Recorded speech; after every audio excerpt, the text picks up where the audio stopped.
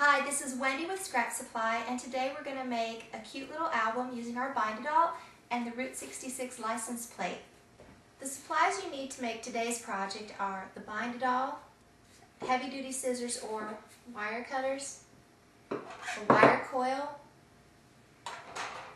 We're using a black chipboard for our back cover, black cardstock for our inner pages cut to 6 by 12. And the chipboard is cut to 6 by 12 also, and a license plate. You can use any license plate you want if you have one that is special to you at home from an old car, or you can order one at Scrapsupply. All of these supplies are available at Scrapsupply, and let's get started. Alright, the first step was to cut the cardstock and the chipboard to size, and now we get to do the fun part, punching your license plate. The license plate has a lip around the edge and you kind of have to jam it into your bind-it-all, but don't worry, it won't break it. It works just fine. I'm taking advantage of the holes at the top of the license plate to give me a guide for where I want to punch. I'm lining it up, and you just got to get it all the way down there. And you need to set your bind-it-all to A so it's open and it doesn't have that little notch blocking anything.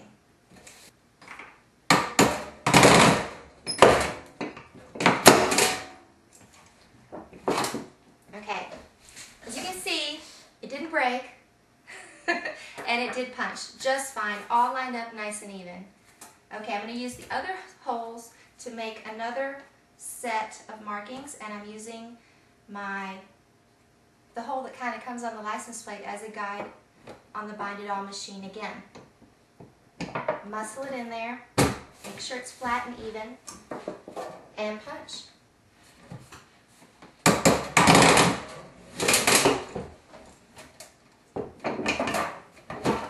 Again, it did not break the machine and it punched just fine. This was the hardest thing you have to punch today.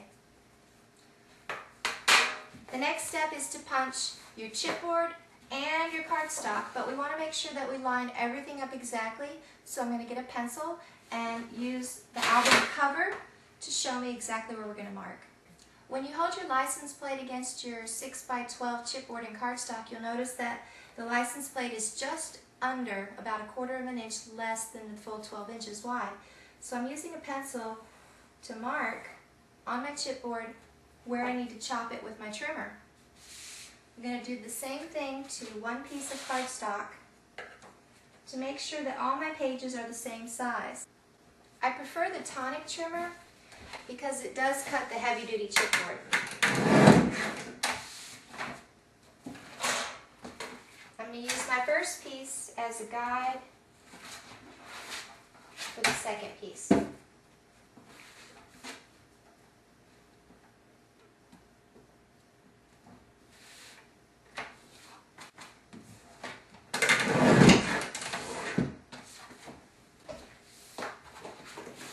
And with the tonic trimmer, you can cut more than one piece of cardstock at a time. I usually don't do more than 3 because it can slip a little bit. But it cuts 2 and 3 pieces of basil just fine. I'm going to make my paper be 11 3/4. As you can see with the bind-it-all, we've done 2 separate single punches. Each time you punch it, it creates 6 different holes. I had to count them there. So we did 6 holes here and 6 holes here. And you could also do a continuous line of holes, but with this being sort of hard to fit in your bind-it-all, you want to just keep it simple with 2 single punches instead of trying to line up every single hole all the way across. This is probably a lot easier if you're just beginning to use your bind-it-all. We want to punch our chipboard and our cardstock in the exact same place that we punched our album right here. So I'm using a pencil to place a tick mark on the outer edge, and I'm going to use that to line it up on my bind-it-all.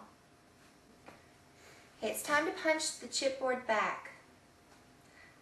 I have my pencil mark right here, and I'm lining it up on the bind-it-all.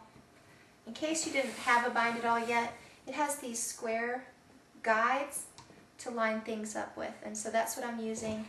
I'm lining my pencil mark right up with the outer edge of the last hole.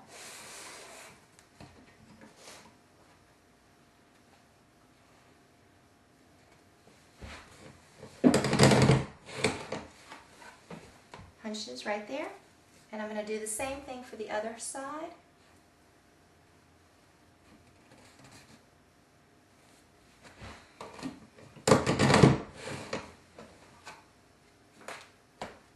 We're ready to punch our cardstock. I'm going to try 4 pages at a time, so we go kind of quickly. But first I need to mark my cardstock.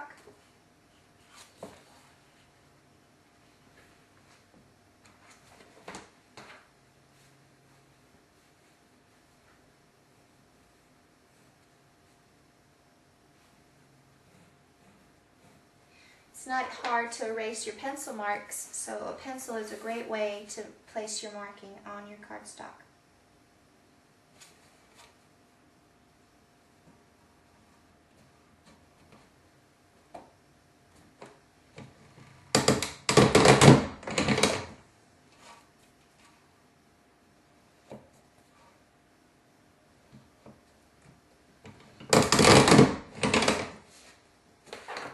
When you get ready to cut your coil to make your album, you have to count the number of holes you have, and we have 6, and how you get the size of your coil is by counting the small curved side. 1, 2, 3, 4, 5, 6, and just pinch it with your finger or hold it. Follow it all the way to the other side, and that's where you're going to cut before it gets to number 7. When you put the coils in, you start from the top straight down through. Your back cover is on top, and you're going to run your coils through every element of your mini album.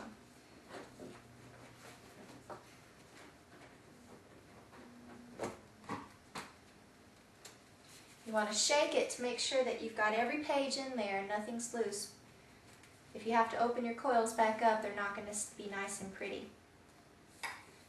We're going to go ahead and cut our second set of coils. 6.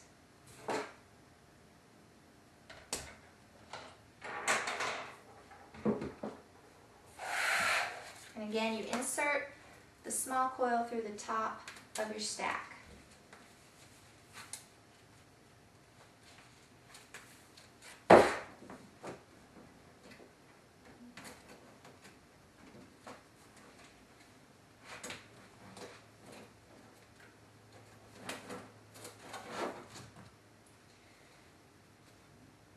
Before you punch, it's important to make sure that your coils aren't crooked. It's kind of like a little bug with its little legs poking out of the bottom. You want to make sure the legs are the same size on both sides.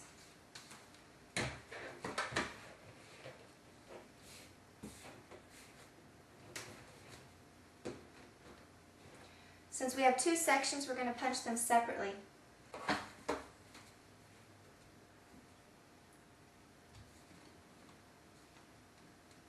Stand your coils up evenly so that your little bug has even legs on both sides, and you push the same handle that you use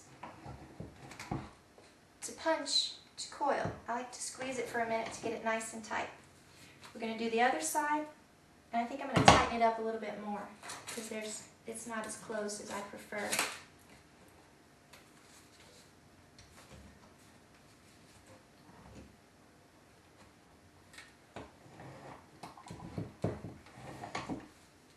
Now it's nice, got a nice bite on it.